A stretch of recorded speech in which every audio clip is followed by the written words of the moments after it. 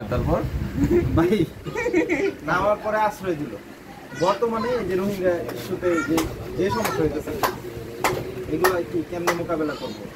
এখন শেখ হাসিনার বদলে তাহলে মৌলবীরা করুক, রোহিঙ্গাদের মানবারে পাঠাকে পাঠ, এটা নিয়ে আর এটা সম্পর্কে আপনার মতামত, আপনি কি এটা সমাধান কি বলেন? না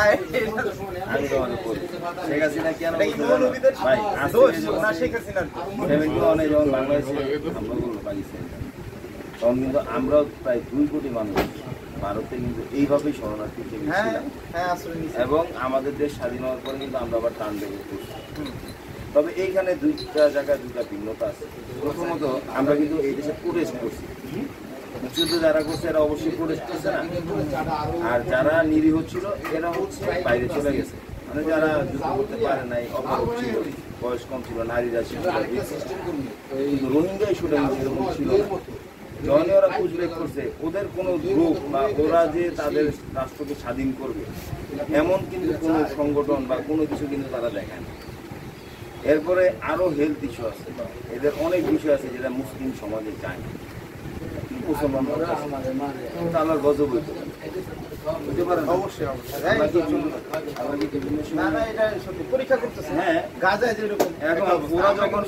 ওরা যখন বাংলাদেশে ঢুকছে, তুমি যদি খেয়াল করো ভিডিওগুলো দেখো, ওদের পোশাকগুলো দেখো, ইসলামিক পোশাকগুলো কেমন হয়, ওরা গেঞ্জি পরে ঢুকছে, ওরা প্যান্ট পরে ঢুকছে, বল ভিডিও আছে।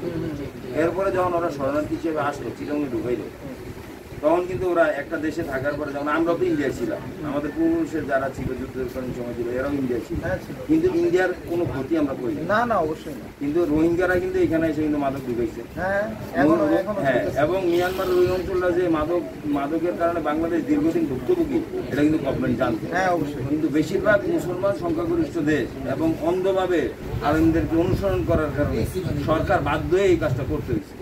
আর এই এখন এটার যন্ত্রণাটা বাংলাদেশের সবার গাড়ি চলে আসছে, যদিও গভর্নমেন্ট ইস্যু, তারপরেও কিন্তু চলে আসছে। এরপরে আবার কি আছে, জাতিসংঘের একটা প্রেশার আছে, কিন্তু একটা দেশের নিরাপদ একটা নাগরিক শরণার্থী হিসেবে দিতে তাদেরকে তুমি তো বাইক করে দিতে পারো না।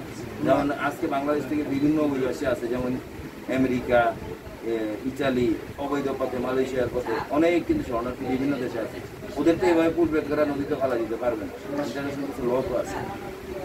এই কারণে মনে করো এখন বাংলাদেশের এরা ভুক্তভোগী অন্তর্গত রয়েছে, হয়তো বা এটা একটু সময় লাগবে, টাইম লাগবে, ওদের যদি ওরকম রাজনৈতিক একটা সমাধানে আসে।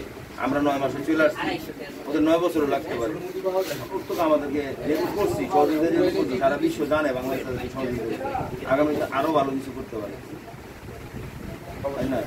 তবে রোহিঙ্গারা কিন্তু এর আগেও 1978 আমি সাল ভূমিকা করি, মেজর জিয়ার সময় বাংলাদেশে আসছেন। হ্যাঁ, শরণার্থী আসছে ওই সময় 1978-এ। পরে কিন্তু এই শরণার্থী আবার পাঠানো হয়েছে। কিন্তু বর্তমানে এই জিনিসটা সম্ভব হইতেছে না। কারণ আছে, এত ইলেকট্রনিক প্রিন্ট মিডিয়া ছিল না ওই সময়। সরকারটা ছিল সামরিক শাসন, শাসিত সরকার, একটা সিদ্ধান্ত কিন্তু ওইভাবে নিতে পারছে। এখন একটা ডেমোক্রেটিক একটা সরকার হতে, যেটা জনগণের চাওয়া পাওয়ারে আগে প্রায়োরিটি দিতে হবে।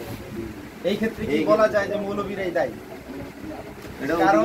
কারণ আমার কাছে মনে হয় যে যেহেতু আমরা ধর্মভীরু, আমরা সবাই তো মানে 97% বর্তমানে মুসলমান, কিন্তু কথা হচ্ছে যে এই যে মৌলবীর যে কোণঠাসায় যে ধর্মের প্রতি, এটা আসলে মানবিক দিক বিবেচনা করার কারণে যদি দেখতে হয়, একটা ভালো কাজ করতে গেলে কিছু জিনিস ছাড় দিতে হবে, ওই হিসেবে ধরে নিতে হবে। কিছু জিনিস ছাড় দেওয়া হচ্ছে, তাহলে তো অদূর ভবিষ্যতে আমার মনে হয় এই রোহিঙ্গারা বাংলাদেশের অনেক দখল করতে পারবে না, কিন্তু এটাকে আরো কঠিনভাবে মনিটরিং করে ঠিক করতে পারে বাংলাদেশ, এটা একটা সমাধান হবে। দীর্ঘদিন থাকে না, তারপরেও সমাধান হয়ে যাবে, কারণ ওদেরকে একটা নির্দিষ্ট অঞ্চলে নির্দিষ্ট একটা পরিকাঠামোর মধ্যে রাখা, কিন্তু সব জায়গায় প্রথম প্রাথমিক অবস্থায় কয়েক ছড়াই গেছে এরা, এখন আবার এদিকে কিন্তু ওইভাবে একটা নিয়ন্ত্রণ। আর আন্তর্জাতিকভাবে যদি সহযোগিতা না করে একটা শরণার্থী এভাবে করে দেওয়া যায়, বুঝতে হবে। কারণ সবসময় তো একটা জিনিস একরকম থাকবে না।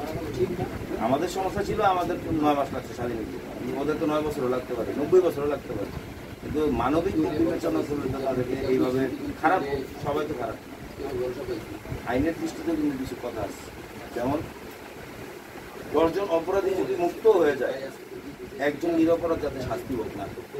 এই জন্যই কিন্তু আইনটা সাধারণত দেখবা যে একটু যারা অপরাধী এদের পক্ষে বিষয়টা এরকম। কারণ আমাদের দেশের সরকার এদেরকে দিচ্ছে মৌলবাদীদের চাপে, আমরা তো বুঝতেছি। কিন্তু ওই সময় যদি না দিত, তাহলে এরা এই বাংলাদেশের আমরা যারা মানে অন্ধ ধর্মপ্রিয় মানুষ আছে, আমরা কি করতাম? গভর্নমেন্টের দোষারোপ করতাম, সরকারের বিরোধিতা করতাম বা রাষ্ট্রের একটা ক্ষতি করতাম। এই জন্য সরকার দিছে, এখন সরকার এটা বিপদে আছে বা সরকারের আমরা এটা প্রেশার রাখছি বা খাবার দিচ্ছে। এখন এটা হচ্ছে আমাদের নিজেদের ব্যাপার, আমাদের নিজেদের ব্যাপার। ভাই ঠিক আছে, ধন্যবাদ রনি ভাইকে তার মূল্যবান বক্তব্য দেওয়ার জন্য।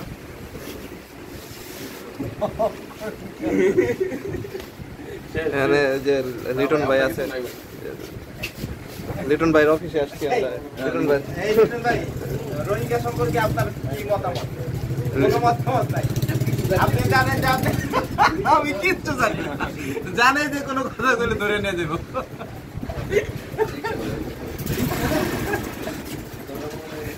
দেন ভাই আরেকটা সিগারেট দেন, খায়া বাকি আবার একটু